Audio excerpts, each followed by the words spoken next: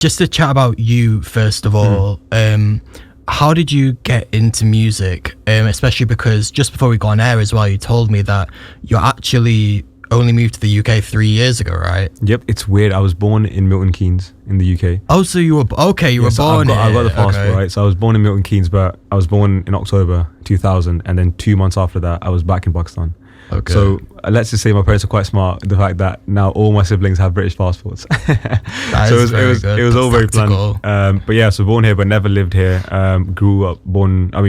Raised in Karachi. That's where I've lived, kind of spent the first 18 years of my life, and moved here for university. But in terms of music, I mean, I was always into kind of the entertainment side of things. Like, you know, in front of my family, I was always the guy that's like singing, etc. But I think professionally and properly, I only started doing it when I moved here, because I was like, okay, if I do this and I want to kind of do something with it, let me just take it seriously. So I think a year and a half is when I properly started doing it. Cool. So like coming over here for uni then, I'm presuming, so you go to uni in Manchester? I did go uni in Manchester, yeah. What was that like as well? Because if I'm doing the math, was that during the pandemic? Yeah. And coming all the way from Pakistan as well. So what was that like for you? Yeah, it was, out of my 3 years of university, I was only in Manchester for 10 months. Wow. So yeah. So what, were you doing it remote from Pakistan? Yeah. Okay. So September I came here, 2019, and then March is when COVID hit, and I had to go back home. So exactly 1 year, 6 months I spent in Pakistan. My whole of second year was there, rest of my first year, and then I came back for third year. But, you know, obviously, when I was in second year, I was like, oh, this is going to be really bad.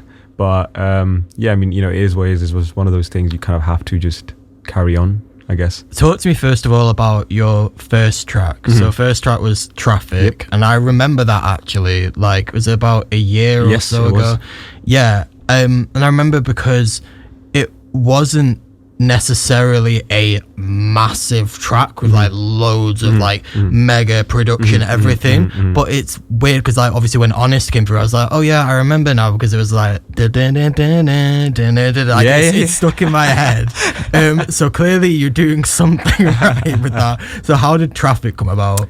So Traffic, this is such a funny story. My cousin, he's a doctor, right, as every brown person who's watching this will understand, either doctor, lawyer or engineer. So when I was at uni, so he was doing medicine, and he would make medicine raps to remember stuff.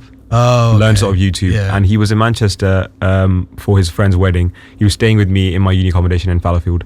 And then I had like, you know, just a mic and an interface, whatever. So we were like, oh, why don't we just give ourselves 24 hours to write, record, produce, film, music video, like do everything from scratch. And it was like a challenge, because I was like, okay, I've been wanting to release and write, but you know, you're just lazy. So I was like, this might be a proper incentive. So he came on a Friday night, and then we just spent the whole day, 24 hours on the dot. We filmed it on Winslow Road at like 2 a.m. Yeah. So was it him in the car with you? Yes, that's him. Yeah, absolutely. So yeah, he produced it. We both wrote our bits. And then it was literally, obviously it was done on an amateur level. So in terms of mix mastering, it was done all by, you know, himself or whatever. He's just not really a mixer or a masterer, but it felt very much like authentic kind of grassroots production. Like literally, also the fact that obviously the music video is literally just you like sitting in the car singing along. Like, but no, like I said, like, there's still something about it, because it literally was still stuck in my head. Like, and we've played a lot of music on this show, so for that to like stick in my head, clearly it's catchy. So, what was it that made you want to take like that year-long break then? Because obviously it's been a bit of a while since you dropped this first single. Yeah. To be honest, I told myself that my next song, which actually wasn't going to be honest, that I was going to drop it in January, right?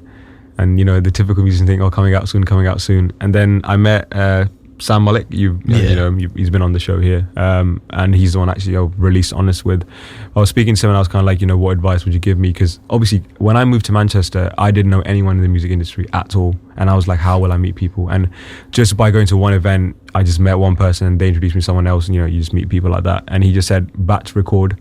Because once you start releasing, you don't want to have gaps. Sure. And obviously I was really annoyed at the fact that a year is a very long gap to, you know, and obviously like Traffic was my first song, so whatever, I was like, okay, I want to release consistently. But I think it was now I'm in a position where I've got enough songs to now release consistently. So it's not just like, I've dropped Honest and then a year now again. Yeah, but it was see you next year.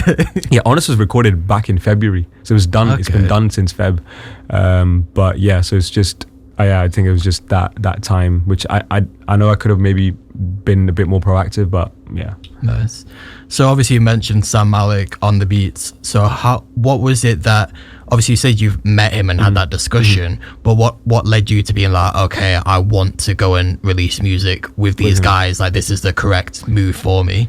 I think so I performed, I was fortunate enough to perform at Festival Square, which is part of Manchester International Festival. It was my second ever gig, which was mental for me. You know, I'd only performed at a bar or like a cafe once, and that was my second ever performance in front of like 300 people. And he reached out, I didn't even ask him. He got me that gig, and he was very, very nice and very helpful. And I was like, you know, why is he doing that?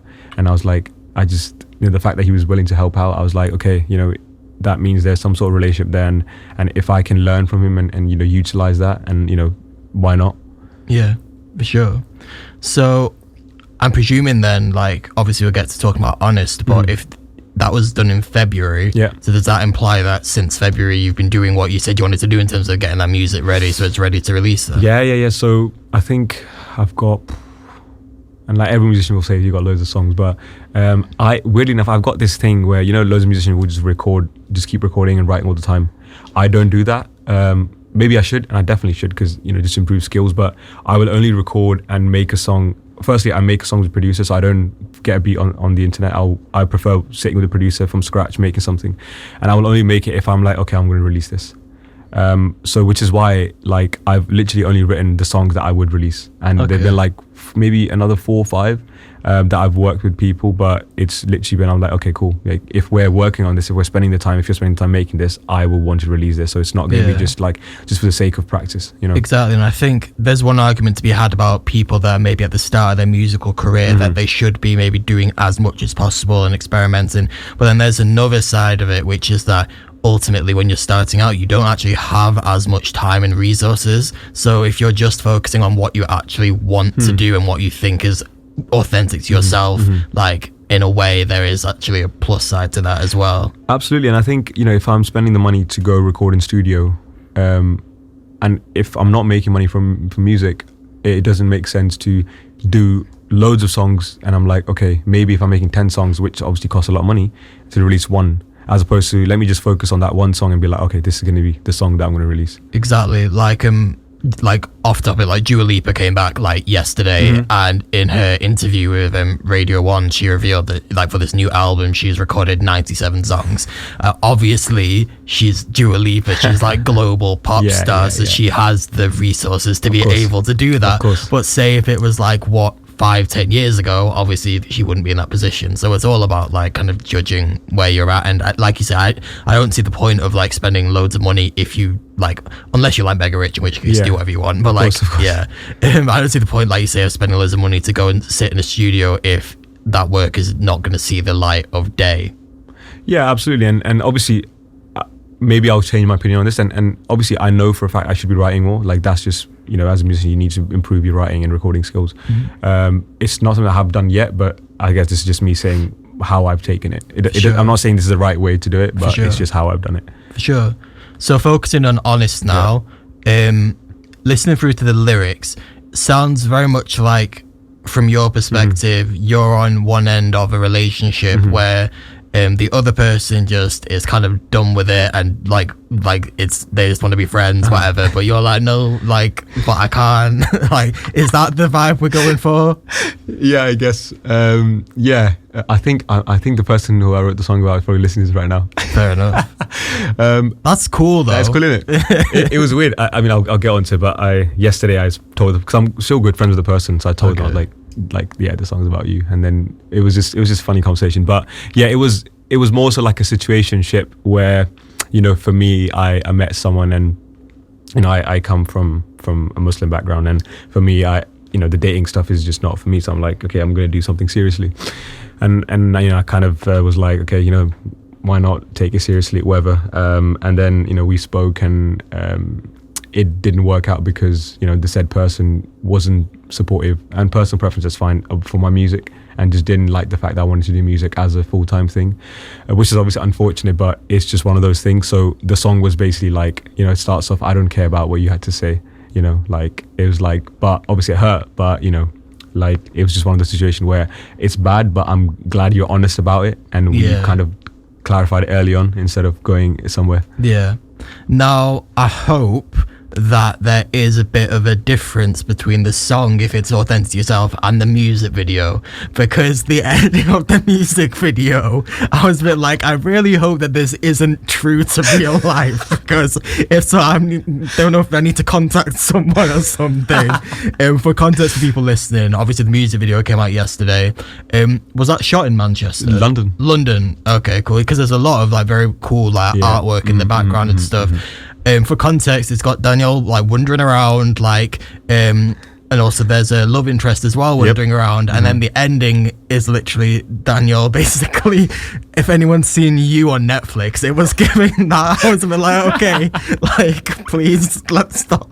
Like, so what was the thinking behind the narrative of that? I think in my day-to-day life, like I think I'm quite just fun person. I like to joke around quite a lot, so I was like, I need to put that across in my like songs, and or not really, you can't really do that in song, right? But maybe creatively in music video you can add something funny, and I was like, that would be pretty funny, the fact that like, I'll follow you regardless, and then actually following the girl in those shots, and then she comes on, she's like, yo, are you following me? And I'm like,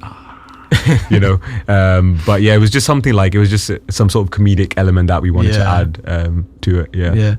And so did you have like a director and film team, or was it mainly yourself that was putting this together? No, so I'm quite lucky that my cousin, he's like a film director and he makes film for a living. And the guy who filmed the music video was the guy in Traffic, so my cousin. Okay. If you see the music video, there's a bit where like there's two guys dancing in the background. One of them is him. Okay. And he helped filmed it, and then BTS and photography was another one of our cousins who was a photographer. So like cousins, so it's like I was lucky in that sense, but so it was good that it's family and you can just work together and you're like, okay, this works, this doesn't work, as opposed to if you're working something professionally, and obviously hopefully I will at some point, but I think at this point it just works for me better. No, definitely, and it's a very good position to be in, to have family that is like obviously good at doing that type of stuff as well. So were there your friends like in the background on the bikes and stuff? Or? No, that was just such a cool story. We were filming a shot.